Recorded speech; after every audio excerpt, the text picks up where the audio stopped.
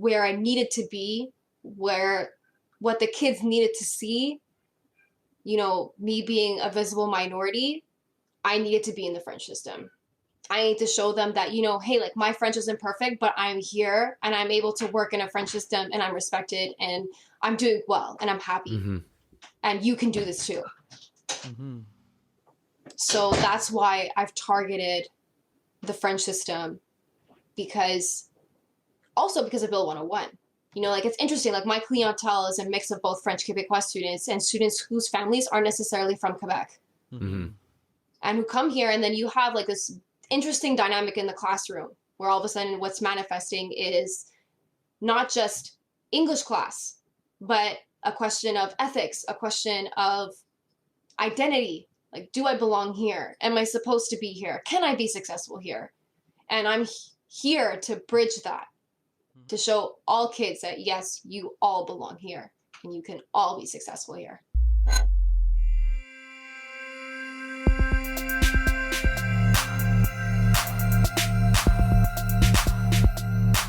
ALFA Relations, driving change forward.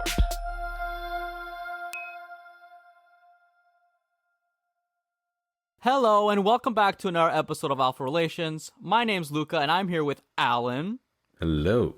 And Alex, unfortunately, can't be here due to end of semester grind going on last week here, so she'll be taking this episode out just to work on her stuff. But today, we have ourselves a special guest. She is a high school teacher at a French school teaching English, and she is on the front lines right now throughout the year dealing with this whole pandemic. Everyone, welcome Neala. Yes. Woo! Let's go. Welcome, Neala, to our virtual humble abode here. Yeah. Thank you for having me. Thank you for being on. So to start off our episode, usually when we have guests, we like to just give them the space just to sort of introduce themselves, who you are, maybe tell us a little bit about your upbringing. Okay, sure. So I currently teach at École Secondaire Saint-Luc. This is my second year. I've been teaching there. Currently this year I teach Sec 1, 2, and 3. I teach English. Wow. Yeah. It's a wild ride. Yeah, I have 7 groups. So I have 7 groups of kids. I love them. I love my job. I studied in Sherbrooke, so I was at Bishop's University. That's where I did my education. I grew up in the South Shore, so I grew up in St. Bruno, so still kind of a, predominantly French area. But then I moved in town when I was 17, and I went to Dawson, and then moved back to Sherbrooke for Bishop's. And yeah, now I'm here teaching at NDG, teaching at a French school. That's crazy. Just thinking about that, what is that like knowing that you have started off, 2 years ago, so you're in your second year, correct? Yeah, okay. Second year of teaching, like this is my job. 2 years into this, right? You have 7 groups. How many kids is that? That's like 30 kids on average, or? Approximately, yeah. So some of my groups, wow. They're even more kids. So based on their, learning needs, they might actually even be like one child might be 3.4 kids, technically, depending on the amount of emotional space they take and intellectual space they take, just based on their needs, right? So it averages around 34, 36 kids per class usually. Wow. Yeah. Yeah. I'm just thinking about that now. Just like, that makes me feel anxious, especially like starting off 2 years ago, you're fresh onto this, but sounds like you have a full plate. What was that like? Just starting off, did you get a position right away coming out of your degree at Bishop's? Yeah. So that was a privilege I learned quickly that I had. So I learned that most teachers took around, 5, 6, 7, even maybe 8 years before they got their permanency. Mm-hmm. But at the end of the year, I'm going to get my permanency just because there's such a need for teachers, especially English teachers in the French system. Right. Mm-hmm. So there's not a lot of us who've gotten that degree who have that, professional recognition that want to work in French high schools. There's not a lot of us. So, I was thinking this year when I applied for my permanency, there was 15 full-time positions and there were 17 of us applying and I got my first choice. Wow. Wow. That's rare. So it just goes to show that, it's, especially for the English teachers in French school, it's not that competitive right now. So compared to like, if you want to be an art teacher, if you want to be a history teacher, or maybe if you want to be an English teacher, but in the English system, it's going to take you a lot longer to get your permanency. So permanency just means that you have a guaranteed position at that school at 100%, and Okay. you're set. Right. So some people actually work, at 60, 70%, even lower. Their contracts are lower. So they only get like, I have someone at my school who has a 40% contract. So they only get 40% of their salary. But their schedule looks like a piece of Swiss cheese. It's like everywhere. They can't manage to have, another part-time job. But, the secretary of my school is so great. And because we have so many kids, like my school, there's over 2,000 full-time kids at the school. So there's a lot of opportunity for substitute teaching. So he's able to fill it up with those substitutions. But it's what I got, it's unheard of. Yeah. It's not the typical experience of a teacher coming out of university. Mm-hmm. And why English, or more specifically, why English? Why teach English inside French school? Why did you go towards that? It's interesting because I find like my values align a lot with the English system compared to the French system. And I feel more secure and more safe and at home in the in the English system. But then I felt like where I needed to be, where what the kids needed to see, me being a visible minority, I needed to be in the French system. I need to show them that, hey, like my French isn't perfect, but I'm here and I'm able to work in a French system and I'm respected and I'm doing well and I'm happy. Mm-hmm. And you can do this too. Mm-hmm. So that's why I've targeted the French system, because of Bill 101. It's interesting, like my clientele is a mix of both French Quebecois students and students whose families aren't necessarily from Quebec. Mm-hmm.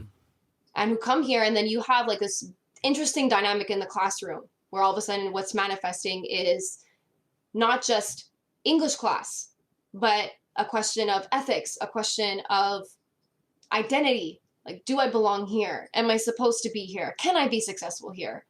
And I'm here to bridge that, to show all kids that, yes, you all belong here and you can all be successful here. Just would you mind, giving us, or rather just defining for our listeners out there what Bill 101 is exactly? So Bill 101 just really dictates, I have to get the stat out actually, maybe that's something we can like talk about after too. I should have gotten it before, but it's basically, if your parents aren't born in Quebec, you do not have the right to choose whether you go to English school or French school. You must go to French school. Mm-hmm. And this is a question of, also being able to integrate in society. And, when you look at it from a outside perspective, it's amazing too, because you end up, learning a language and you end up being bilingual or trilingual or even more. Some of my students, when I meet their parents at parent-teacher interviews, they're translating for their parents and they're fully trilingual. It is so impressive. I would agree. Yeah. Right? Yeah. To be fully trilingual or quadrilingual at 14, 15, 16 years old is such an accomplishment. Mm-hmm. Yeah. And will open so many doors. It most certainly will. It's like juggling, I can't comprehend it, but to the person doing the act, they just, they vibe with it, they've picked up on it. It's like they're just absorbing it like a sponge, right? I think that's fantastic. So, and that ends in high school. So once you can choose what CEGEP you participate in or university, but when it comes to elementary, when it comes to high school, it pretty much dictates what you have to do. Mm-hmm. And that, for our listeners out there, also that's important because, I have students who, they've just come here and they're functional in English, but they're not functional in French. But all of a sudden, every single class they have to take, except for my class, is in French. Even their gym class is in French. That's not easy. No, that's challenging. Yeah. I can imagine just like, I mean, putting myself in, the shoes of someone that has to do that, just feeling like discombobulated, I mean, especially if you come here being unaware, right? Of the fact that, oh, okay, well, like I arrived in Quebec, for whatever the reasons may be. And then you're thrown into a system, not having very little say, not having a say, as to where like I wanted to attend an English high school versus a French high school, right? And it's just like, yeah, no, I can imagine that's very difficult for some. And you know what? Because your grades matter for CJEP, for the program you want. It's like, should that be dictated by your language ability? And we have to also look at the facts. English CJEPs are very competitive to get into. Yeah. It's very, very limited too in Montreal too, so that's crazy. That's true. Yeah. So I remember. Oh, go ahead, please. No, go ahead. I'm listening to you. Yeah, no, just do you remember a time where I think, let me see, it was 2011, 2012, there was a crisis, a CEGEP crisis here where a bunch of francophones just who have recently graduated from high school were trying to apply, and they were getting accepted into the English CEGEPs, and knowing that, we only have a finite amount of English CEGEPs, right? Just alone on the island of Montreal, we have, 3, but if you look at the entirety of Quebec, how many French CEGEPs are there? And then they were taking up all the spots, and then English students who attended English high school, were being like displaced. There was no more room for them, right? Yeah. That was a wild time. I remember certain people getting anxious about it, thinking like, "Oh my God, I'm not going to get into CEGEP now." Like, I'm like, relax. We have 3 years until we get there. Oh my God. Yeah. Oh my God. What was it? Go on. All right, so just bringing it back a little bit, you mentioned two things I just want to touch on. So you mentioned how you have values that line up more within the English schooling, I believe, and also that you're a visible minority. So I just want to just sort of dive into that a little bit, talk about a little bit about your upbringing and whether those values come from your upbringing. Yeah, sure. So my father is, Eastern European, so he's Ukrainian, and my mother is Indian, so she was fully born in Delhi. My father was born here, so he grew up, with the, Canadian mentalities. But my mom, she was born in Punjab, and she grew up there for a bit. Then she came here, obviously, with the family. So it was like an intergenerational household where she, my grandparents had full on, Punjabi values, but she grew up being around, such a different environment. So I grew up with that. I grew up with a lot of openness, a lot of encouragement. Sorry, do you hear my cat? We do. Yeah, hey, we do. You know what? I mean, Alex, if you listen to this, the cat has replaced you. Yeah. It's our third co-host. Welcome, Neela's cat. Neela, what's the lovely cat's name? Pico. She left. Oh. Yeah. Sorry. That's Because okay. I can hear her through my headphones, and I'm like, crap. If I can hear her, everyone else can hear her. Don't worry. Oh All my right. God. Blooper All right. moments. When we write this up, we're gonna be that episode 23 featuring Neela and her sidekick Pico.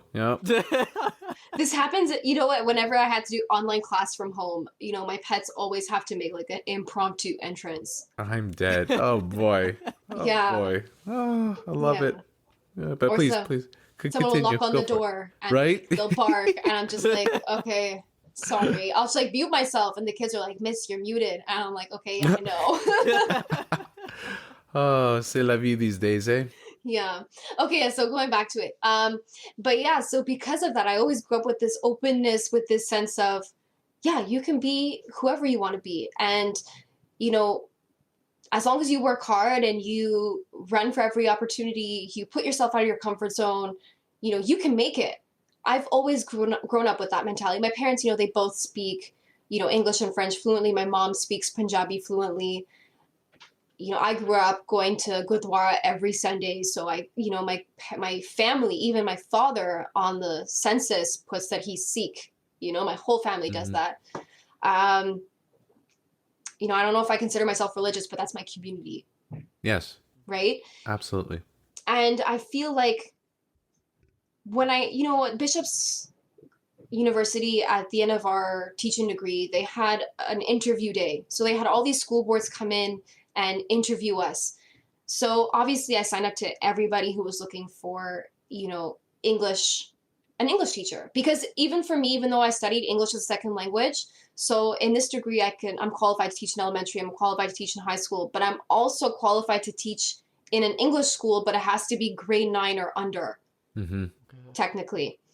Lester B. Pearson came to interview me, and they were openly speaking about Bill 21. The year I graduated was the year that they enacted the government Bill 21, which is you could not wear religious symbols in the workplace if you're in public service. That's right. So, we openly talked about that during my interview, and they were like, yeah, the people who were interviewing me were saying like they completely disagreed with it. They think it's wrong. And it was a very liberal perspective, a very open perspective. And I personally really identify that, because I don't like when people impose anything on me, and I don't want to impose anything on anybody else. Right? Like, if this is who you are, this is how you're happy, by all means, you have the right. We only have one life. We're all going through this crazy world. Right? And then on the other hand, when I went to this French school, it's interesting because I actually had a conversation with another teacher, on the last pet day, so on Friday. And I found out that 2 of the teachers at my school that I currently work at only decided to put on, a veil. Well, one a hijab, but one a veil, when Bill 21 was enacted. So Bill 21 dictates that if you were already in the system and you were wearing, a religious symbol, you were grandfathered in the system and you can wear it. But if you were new entering the system, you could not. And this affected a lot of people. This affected people who were in their schooling. I remember reading about this woman who was, studying a law degree, and all of a sudden she had to make this extremely personal choice on whether to pursue law or to pursue, her identity. And this is a choice that we have to remember that isn't imposed on everybody. And it isn't imposed on everybody equally either. No. Yeah. So these 2 women in my workplace, in solidarity, made the conscious choice to put on a religious symbol that year. And the response to that, what I found out, because I wasn't there when this happened, when their transition took place, was, why are you doing that? What's the point? Another teacher told me, oh, you know what? She doesn't even look good with that. It makes her look older. Why is she wearing it? And we're talking about someone who teaches kids. Disgusting. Honestly, that's outrageous. It's like you're looking at it so superficially. I mean, it broke my heart because, here I am teaching kids who come from all these different places, come from all these different backgrounds, have all these different types of values, are still discovering themselves. And as a society, we're telling them, you can't be this. You can't be that. You have to choose between yourself and how you present yourself to the rest of society, depending on the job you choose. That's an extremely difficult position to be in.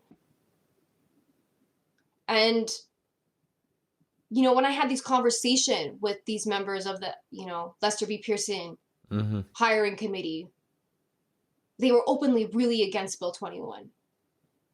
And yet, when I signed my contract for, Commission Scolaire de Montréal,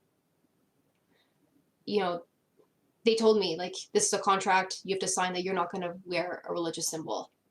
And I was like, thinking in my mind, I was like, you know what, I'm just going to get a tattoo of the Sikh symbol on my body and you're never going to know. Like, you're never going to think know. outside the box. But it's a different reality.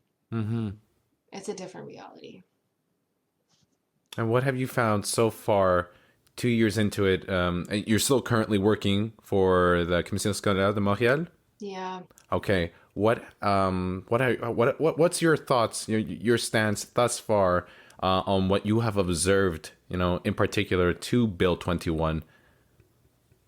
You know, it's tough. Mm-hmm. Like I said, I bring a lot of ethics into my class. I bring a lot of fun, but I also bring a lot of deep conversation in my class because, one of the things I want to teach my students, if I can teach them anything, is how to be tolerant to each other and how to be accepting of other people's values that you may not accept for yourself, but that you'll accept for someone else. That's big, especially teaching that at that age. Mm-hmm. Yeah. Sometimes it's not easy. I bet not. Can you walk us through like a given scenario or? Yeah, I can give you actually a really touchy topic that happened this year. Like a really touchy topic. Yeah. So Floor is yours. Okay.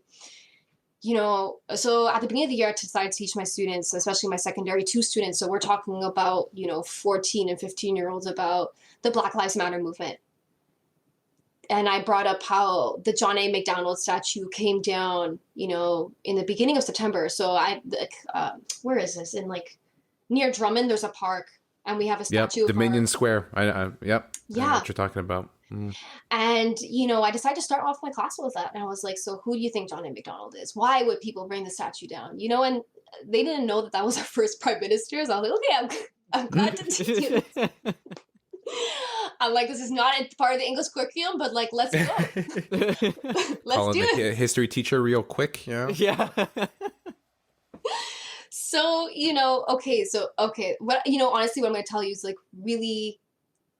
it's really touchy. And I find myself coming into these touchy situations. So what happened is, whilst I'm teaching them about Black Lives Matter, and we talked about George Floyd, we talked about, intersectionality between, Black Lives Matter and, Indigenous rights and First Nations rights and Inuit rights and Métis rights in Canada.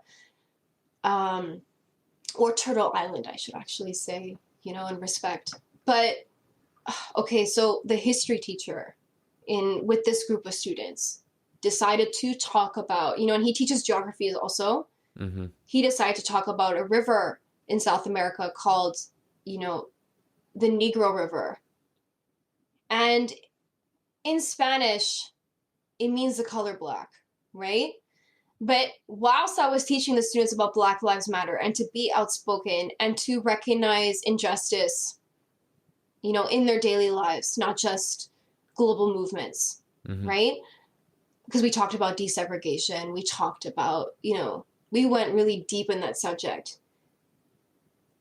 My students started to question, well, out of all the rivers, why is our geography teacher teaching this river?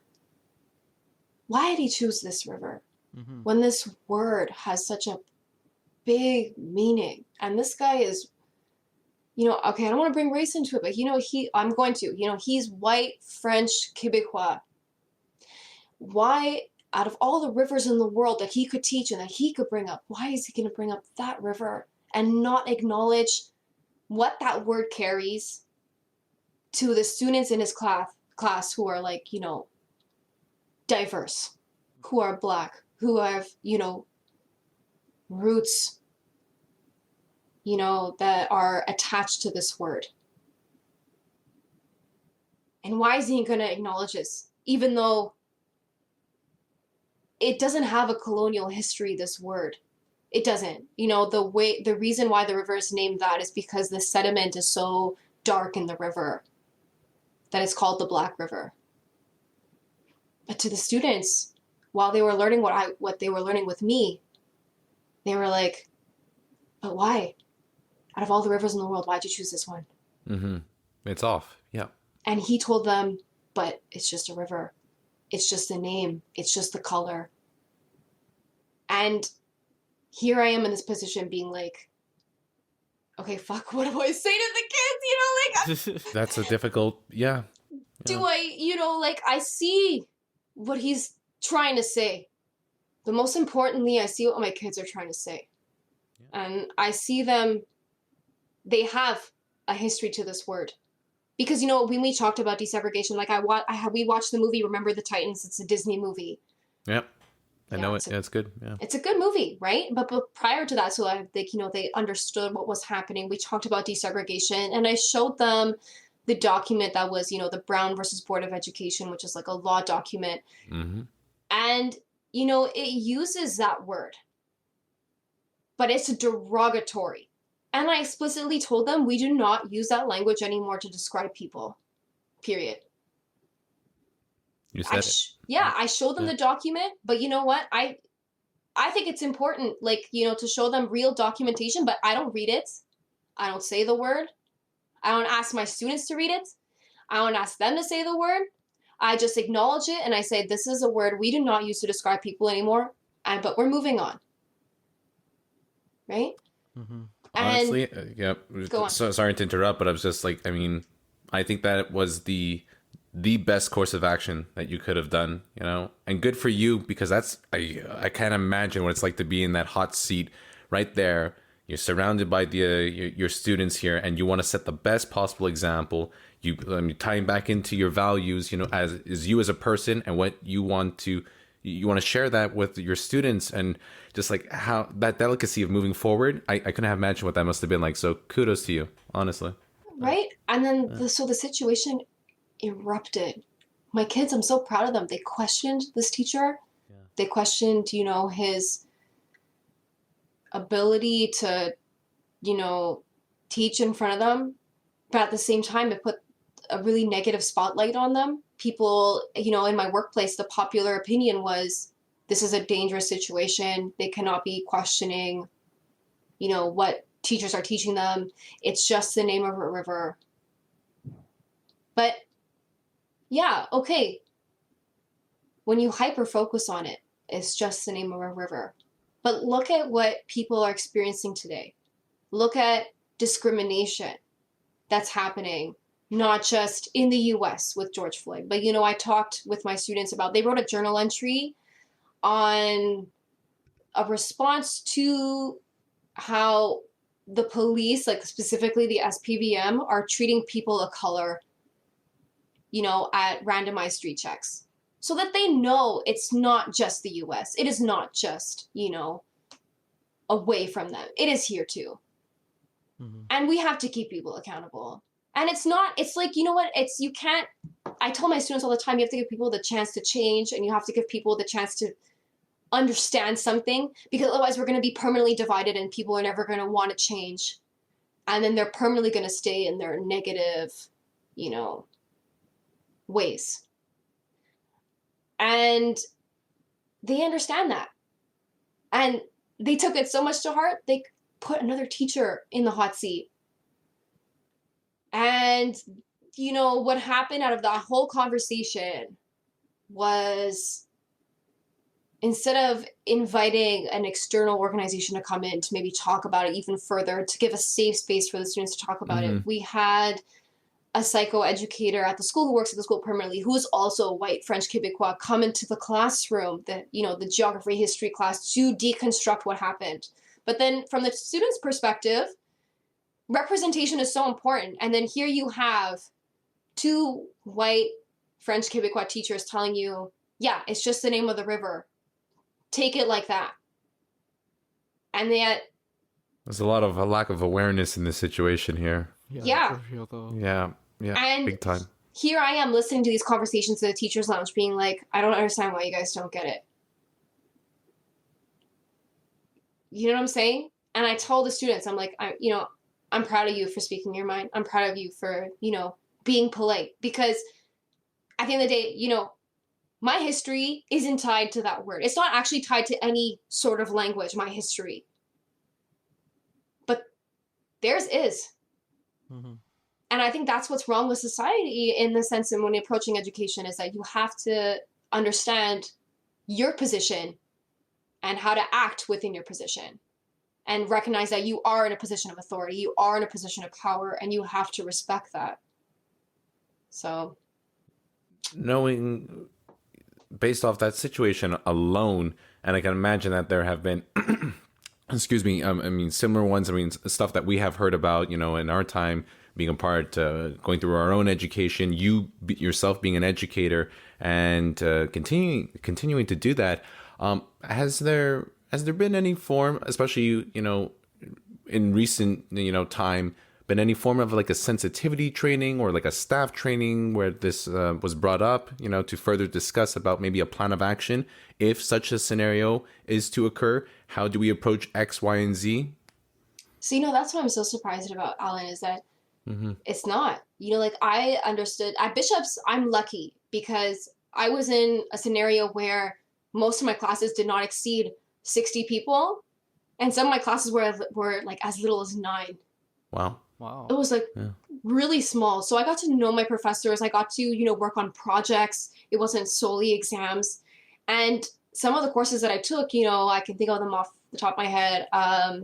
Education, colonization, and decolonization, or, social justice and anti-discrimination and like education. This is like a very recent curriculum that a lot of universities, not just unique to Bishops, are implementing. But then when I look at, my older colleagues who did not receive that, it shows. And, we have pet days as teachers. So there are opportunities for the school board to be like, no, we're going to enrich you guys. We're going to, maintain your own education so that you're able to teach the students the like a modern perspective, a right perspective. And that isn't the case. I tell my parents all the time, this is the only profession that has a license, because I do have my brevet d'éducation, like I do have a license, but that I do not have to do anything to maintain it. I don't have to take any courses or do anything to maintain my status as a teacher. But that needs to be done, in my opinion, because things change so rapidly, as we see this year with online teaching. Wow. It's tough. It's tough and it's heavy, just because it's still going on, it has been going on. And like you said, I mean, it's not just being polarized in the States. We go through this in our own city every single day, And it's just, I mean, I just wonder, I mean, my point of view is like, I mean, but how? Like, I mean, how can we make those changes? And you talk about it, you just brought it up now. And clearly, from my point of view, there's a gap, right? Between your generation, the upcoming generation of educators, teachers, what have you, versus those who are still there. And that's not to say that, I mean, they're all alike, of course. I mean, I'm sure there's many of them who are willing to learn, to embrace that change. But that process about going about it, right? Or even Alan being, brave enough to talk about it. I have teachers now who, because of the situation, are like, no, okay, we cannot talk about it. They, I've had teachers approach me being like, no, you cannot talk about Black Lives Matter in the classroom because it's too touchy of a topic. It's too sensitive. It's too controversial. But it's happening. It's part of our society. Yeah. Right? Yeah. Yeah. And as an English teacher, I have the luxury of focusing, on anything I want. I can, talk about history. I talk about ethics. I can talk about art. I try to go into my students' interests. And, with my, secondary twos, that was a topic I wanted to talk about. And, other teachers will argue, okay, but, at that age, the critical thinking isn't there, or their ability to understand things at a deeper level isn't, let's say as elevated as like Sec 4 or 5. But then in my defense, I'm like, no, but you know what? They can learn about equality. They know in their guts when something doesn't feel right. They experience things as other human beings. It's your ability as a teacher to be able to transmit information that they're able to understand and apply to their own lives. That is something you have to work on. And that's something as a teacher I always work on. Seriously, sometimes I give a class to one group and then I'm like, no, okay, when I see my other group later today, I'm going to switch this around or tweak this because it didn't work for this group. I'm constantly in that reflective process. Wow. Yeah. Yeah. So it's like, I don't see why other teachers can't do the same. and just have like, we're an educational institution. Our job is to teach. Mm-hmm. If we can't teach it, who is going to teach these kids? Who are going to teach these kids? Like, where are they going to learn this information from? Mm-hmm. And it's so important to have those conversations. Like the way you progress and get to where we want to get to is through these conversations and getting, this and having the education and the knowledge about this stuff. So I'd really admire the fact that you actually, take the time to, teach and talk about these things with your students, because, teachers are the first role models, or more or less the first mentors other than your parents that you get, right? You're pretty much spending pretty much a year of your life every semester or every whatever year in high school pretty much with this teacher, and it's just so powerful that the position that you have, because you really do shape the future of these children, right? And I have It's so impactful. many so many teachers I could think back up, especially back in like I know growing up, where they actually had that impact on me. And it's so important to have those teachers going forward, and these conversations are so powerful for our future generations for sure. So I really admire that. I just want to continue on a little bit with this topic, just maybe focusing a little bit on you. Have you ever experienced racism yourself, and how did you, if you did, how did you react to it and deal with it? Okay, so that's a very loaded question. So I studied at Sherbrooke, right? Mm-hmm. And where I did my stage, I did one in Sherbrooke. I did two in Sherbrooke. One in kindergarten. I did one in Sec 3 and 5 in Sherbrooke. And then I did one in Sec 4 in St. Bruno. And I was the only visible minority in those departments, in the English departments at these schools. And I felt like I had to use my ability to speak French as sort of validation, that I belong, that I can function, that I'm good enough to be here. I remember distinctly, in Sherbrooke, I had an experience with a fellow teacher who, because, my French isn't perfect, right? Like, first and foremost, I'm an English teacher and I take that extremely seriously. I'm very well read. I studied in English. I'm very competent in English. My French, par contre, même si je peux me débrouiller quand même, puis j'ai un accent qui est quand même bien, c'est pas parfait. Mm-hmm. Even my students, they'll correct me in class. If I'm trying to translate to the students who, are like, okay, can you tell me this in French so I understand? Of course I will, but it's not perfect. And I remember in one of my schools, a teacher told me, what are you doing here? You can't even speak French properly. You don't even look Québécoise. Oh, well. And I'm like, okay, fine. I don't know what Québécoise means to you. I don't know what it means to be Québécois for you. But my perspective is a lot bigger than yours. And I remember just, like, that's what I was thinking. I didn't say it. And you know what? I played that conversation in my head. Maybe I should have said something. But in my mind, at the end of the day, what I thought was, he teaches a whole bunch of kids that look like me. He's around kids that look like me. Mm-hmm. Again, where's the awareness? Like, but also, where's the compassion? Where's the empathy? Yeah. Mm-hmm. Yeah. If you're thinking that of me, what are you thinking about your students when you grade them, when you're in front of them? Mm-hmm. Mm-hmm. That's scary. It's very scary. Yeah. Oh. Yeah. And it's very unsettling feeling, that I get from that. It is. And, it just motivated me to just be like, okay, well, this is exactly why I belong here.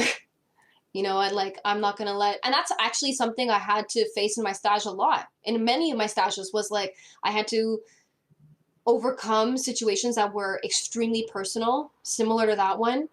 And I was like, you know what? I'm here for only X more amount of days. And am I going to let that one person, dictate what I'm going to do in the future? No. I don't know this person. 3 weeks from now, 4 weeks from now, 13 weeks from now, I'm not going to be around this person. Am I going to let them, take away all my accomplishments up to this point?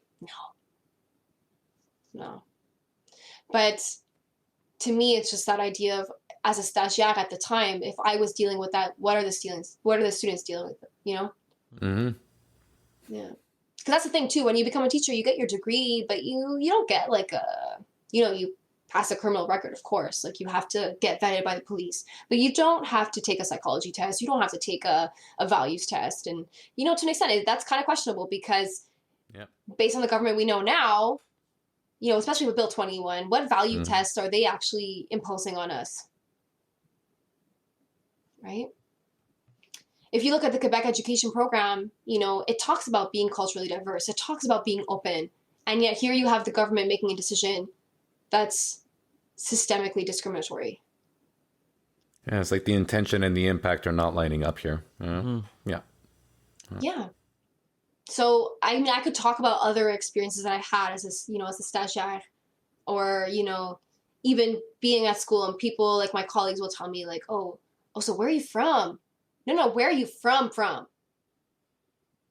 Like, yeah, I'm born here. No, where are you from? Oh, you're such a beautiful mix, blah, blah, blah. And I'm just like, this doesn't sound like a professional conversation. No. And this is coming from people, and I learned quickly to not seek validation from my colleagues, because this is coming from people who are older. Some of them twice the age of me, even older than that. And I'm like, you should know better. But they don't.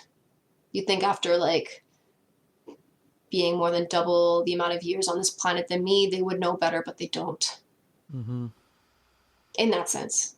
Yeah. Right? I'm not going to discredit them everywhere else, but. No, I hear you, but it just really goes to show how much work, still needs to be done, right? And you being here is, it's a testament to how you feel about the entire situation. And you're an advocate. You're more than just a teacher. You're an advocate for all generations, all peoples. Just in the most beautiful way. In the sense of education, and knowing that we need that inclusivity. We need that acceptance. We need, as you said it before, to have that compassion for where people are coming from. We may not, entirely understand, but we don't need to do that. You just need to be human, and to be human means you have a heart, right? Yeah. And that's what I tell my kids all the time, right? Yeah. I'm like, you don't have to necessarily agree with someone else, but you have to respect that person's ability to make the choice for themselves, just as you would want that respect. Mm-hmm.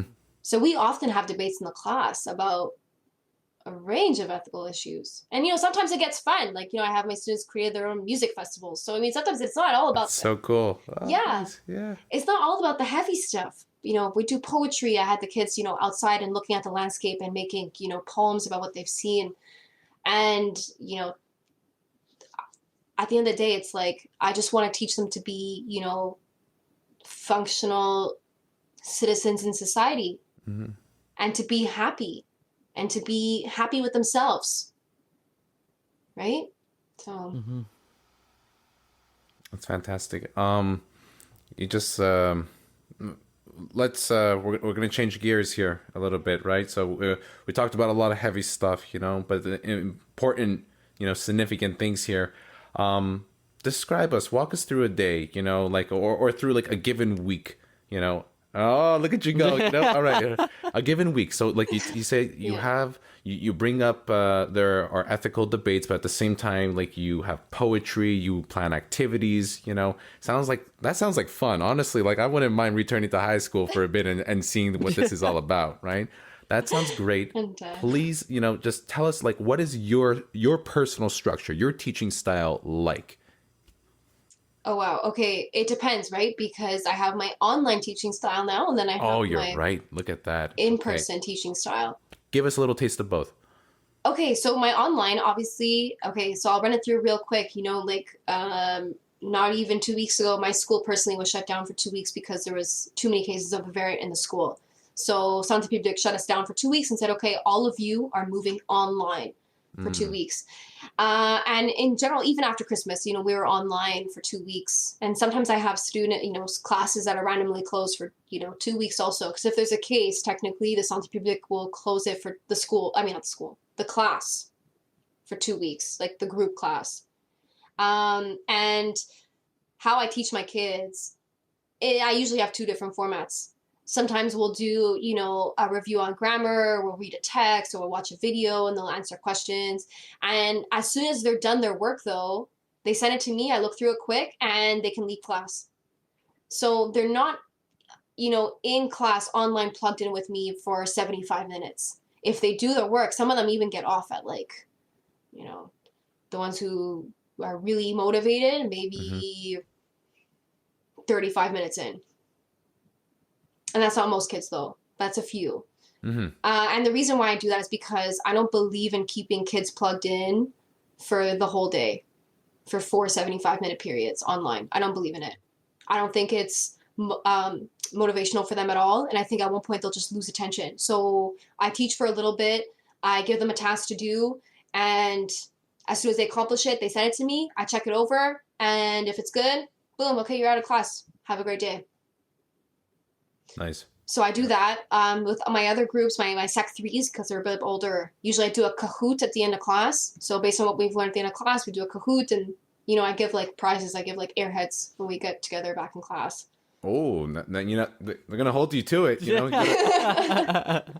better load up. Damn. I do. Amazon's amazing for that. Hey. Yeah. I got to check that out. That's fantastic. This...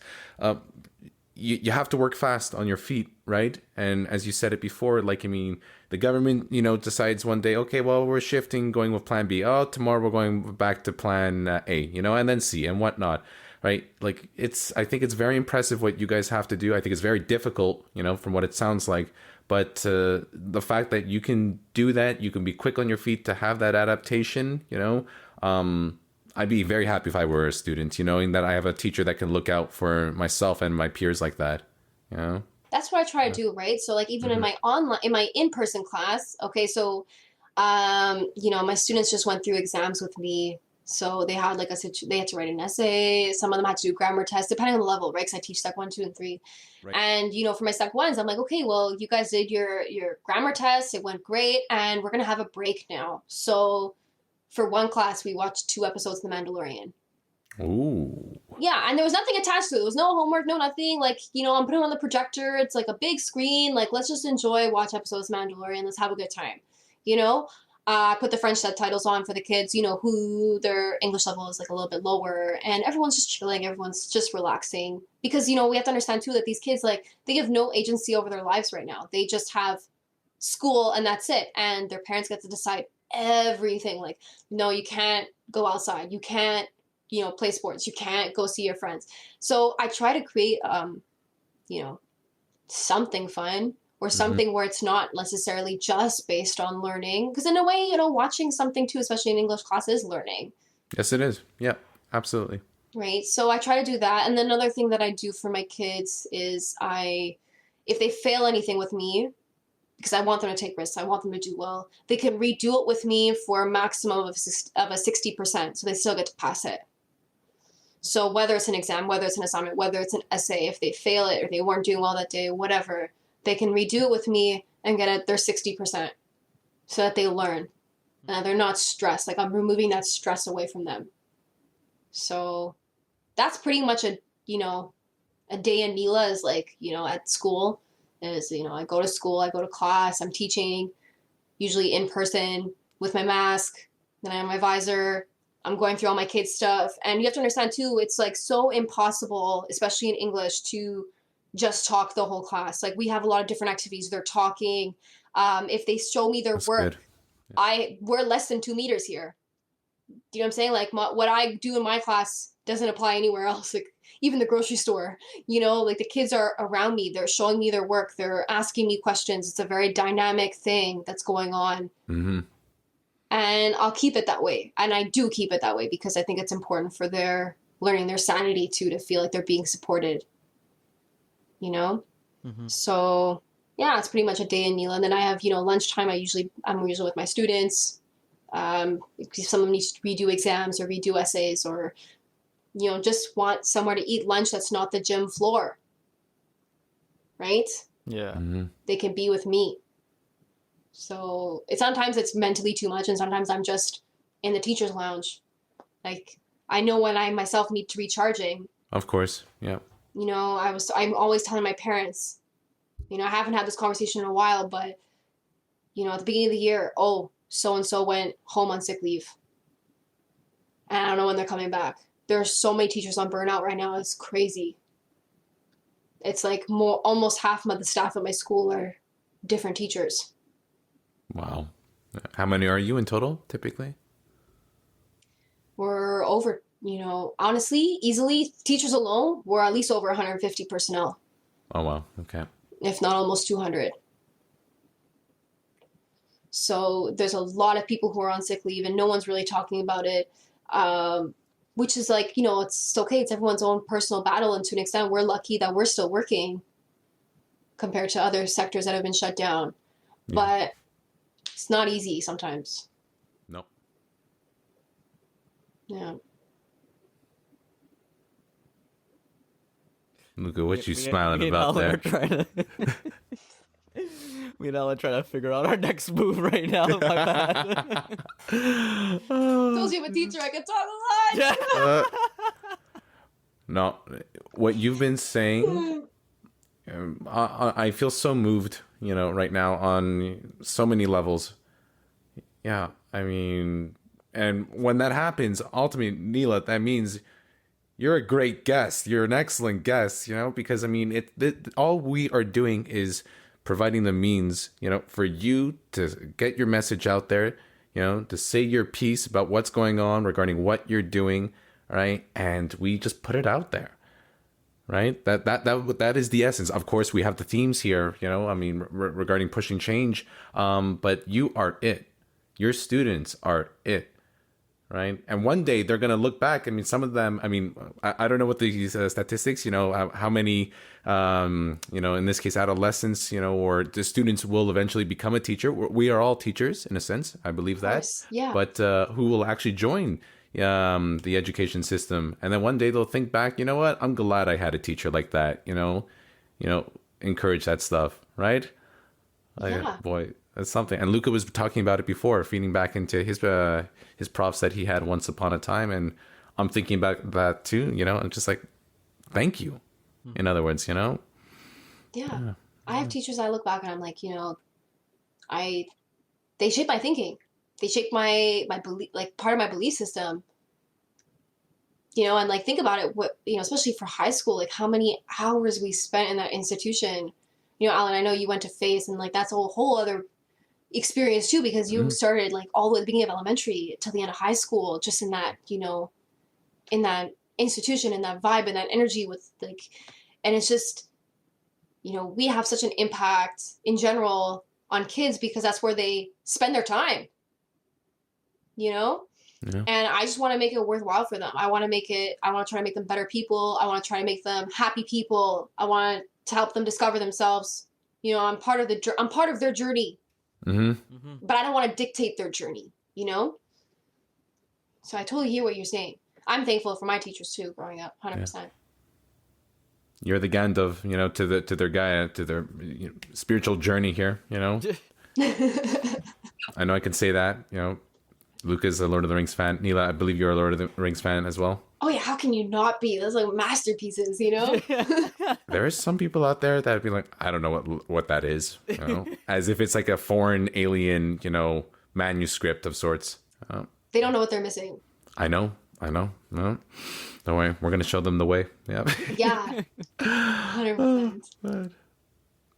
All right, so we're coming towards the end of our episode right now. So just to end off with two little questions here. So, first one, what advice would you offer those looking to study a second language? And then, what tips would you also offer people aspiring to become teachers? Okay, so is there one I should answer first? Oh, however you like to. Yeah. Okay. Okay, so for tips on studying a second language. Okay, amazing. You know, this is something that I'm actually doing it myself. I'm trying to learn Punjabi, which is my mom's native language. And that's all right. Yeah, and it's so difficult. Like I'm telling you, because I learned only from my grandmother, I can understand a little bit, but most of my vocabulary, okay, is derived in the kitchen. You know, like I understand food terminology, kitchen things. I can say like many words on how to cook something, but that's about it. So I guess from what I would say is that, use technology, because that is something that is, so pivotal to our generation. There's so many things you can do in terms of tech. You could, okay, simply put, watch episodes or movies that are in that language with subtitles, which is super important. Subtitles are really important because you learn also not just pronunciation, but how things are spelt, right? So it's kind of like a dual function. There's so many apps that are devoted to learning a second language. Like there's Rosetta Stone there, which also has like a lot of sales for some reason lately. There's also Duolingo, which is like a free app. So those are really important because they keep you accountable. They carry you through lessons instead of just being more passive. Finding a friend or finding someone even online that you connect with, that you can talk to in that language and practice just simple dialogue. Because language is something that you build with over time. And I told this to my students because even French, like I grew up in a French town and I had French friends growing up. And to this day, because when you say something in French, you have to, make the pronoun in accordance to the noun. So something is like la ou le. I always mix those up. I always do. But it's I get you. Right? But it's something that you build upon forever. There are words I come up with in like English language now that I read that I'm like, oh, I learned something new today. Right? Expressions, all these things. So language, and when you learn language, you don't just learn words, you also learn part of a culture. Right? So I tell my for anyone, looking to learn a language, put yourself out there, go out of your comfort zone, but don't think of it. It's like going to the gym. Like you can't just decide, okay, yeah, tomorrow I'm going to run a 5K if you've never been to the gym or you've never run. You have to work at it, just even little bits every single day. Yes. So try to make it small, set small goals, try to work on it, diversify it, not just listening, but watch things, read, look at subtitles, try to find people you can interact with, try to make it as diversified as possible. Nice.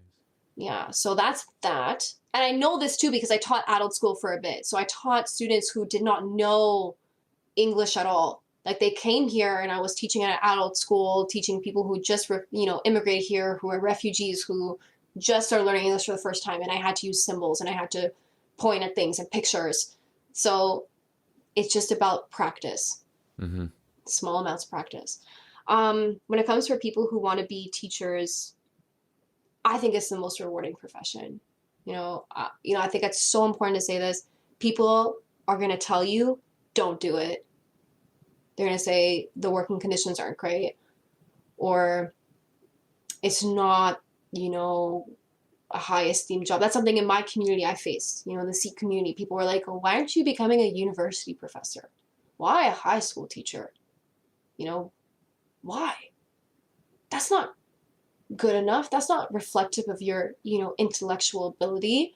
Why are you doing that?